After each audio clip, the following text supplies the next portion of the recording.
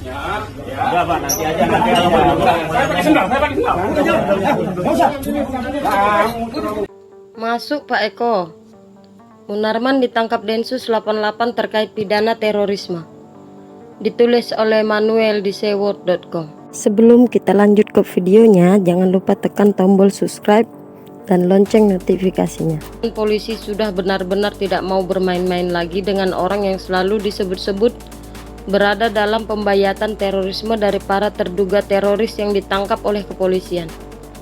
Nama Munarman terus disebut meski tidak pernah diundang. Datang tidak diundang, pulang tidak diantar. Munarman selalu membantah dan menolak pengakuan dari para teroris itu. Munarman pernah membantah, tapi dia tidak pernah bisa berkelit. Sejauh manapun mulutnya membantah, dia ini selalu disebut. Polisi menyebut orang yang ditangkap terkait kasus bayat di 3 kota, bayat teroris. Sudah sangat jelas dan tidak bisa dinafikan lagi. Kepala Bagian Penerangan Umum alias Kabagpenum Divisi Humas Polisi Republik Indonesia, Kombes Ahmad Ramadan juga mengatakan bahwa penangkapan ini karena dugaan terorisme. Waktu ditangkap, orang ini merasa dirinya masih nggak salah. Malah minta ambil sendal dulu, buset. Jangan dikasih Pak Pol karena takut dia nanti jadi tukang lempar sendal. Di 3 tempat Munarman hadir, jadi dia mau bantah sampai mulutnya kering, dia tidak bisa berdalih. Fotonya jelas, videonya ada. Penangkapan terkait di UIN Jakarta, di Makassar dan di Medan. Jadi ada 3 hal yang menjadi bukti kuat pendukung Rizik yang juga adalah pendukung Anies. Kita melihat Anies sempat lari ke Solo. Semoga saja nggak ada informasi yang bocor terkait rencana penangkapan Munarman yang sekarang sudah ada di Polda Metro Jaya.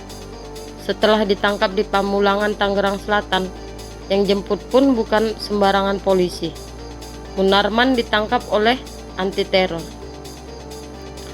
Polisi anti teroris pun juga sudah melakukan penggeledahan di sekitar markas FPI daerah Petamburan, tempat di mana FPI sempat ada dan kuat dan bikin kerumunan, juga hasutan busuk terkait kerusakan negara ini. Sekarang sudah sangat jelas terang benderang bahwa orang ini tidak bisa selamanya bebas. Menurut Denny Siregar, orang ini adalah sosok yang nyata dan terkait dengan ISIS. Orang ini sudah sangat berbahaya. Dia ini tidak sejahat tukang siram air ke wajah orang. Tapi orang yang terlibat dalam pembayatan teroris yang terkait dengan ISIS yang benar-benar meresahkan. Saking meresahkannya, orang ini bisa bertindak sebagai ancaman nasional. Kenapa Munarman harus ditangkap? Karena orang ini diduga terkuat sebagai penambahan tangan ISIS di Indonesia. Kita tahu terorisme di Indonesia ini sangat berbahaya dan sangat rentan.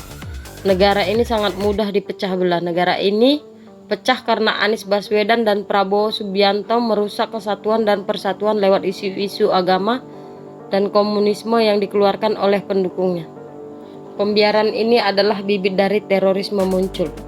Buktinya jelas bahwa ada dulu perempuan yang utama pistol-pistolan di kantor polisi dan membuat kegaduhan sampai harus ditembak. Lalu ada pasangan suami istri yang juga meledakkan diri di depan gereja Makassar. Inilah tempat datang Munarman. Orang ini harus segera ditangkap dan diberikan pelajaran agar negara ini tetap utuh. Setelah HTI dibubarkan, FPI dibubarkan, dedengkot-dedengkotnya juga harus diciduk satu persatu. Saya cukup gembira mendengar vonis mati dari hakim kepada teroris yang pernah membantai polisi di Makobrimob. Saya juga sedang menunggu dedengkot-dedengkot lain yang mungkin bersembunyi di balik wakil rakyat. Kalau ada orang yang mengatakan bahwa ini adalah merusak demokrasi, kalian berhadapan langsung dengan Densus 88 karena kalian ini bisa dianggap teroris. Kerajaan FPI dan HTI sudah habis, orang-orangnya masih ada di luar. Ada yang sedang menggalang dana untuk melanjutkan kerja Rizik dan Felix. Mereka ini harus dihabisi. Munarman bukan ujungnya. Dia ini playmaker. Kita harus cari sampai ke pelatihnya, pendananya, siapa orang di balik Munarman. Karena kebanyakan orang berpikir bahwa Munarman adalah akhir dari penangkapan FPI. Dia ini baru awal. Pendananya siapa? Rekening FPI sudah dibekukan, bisa dilacak dan bisa dicari sampai ke akar-akarnya. Saya berharap bahwa Densus 88 bisa menyelesaikan semuanya. Saya percaya kepada Pak Jokowi. Saya menunggu Menteri Pertahanan angkat bicara soal terorisme yang ada di Indonesia. Jangan cuma ngomongin tentang anggaran, dan anggaran saja. Situ Menhan nggak guna banget sih. Sudah waktunya negara ini bebas dari terorisme. Menurut Anda, silahkan tulis komentar Anda di kolom komentar.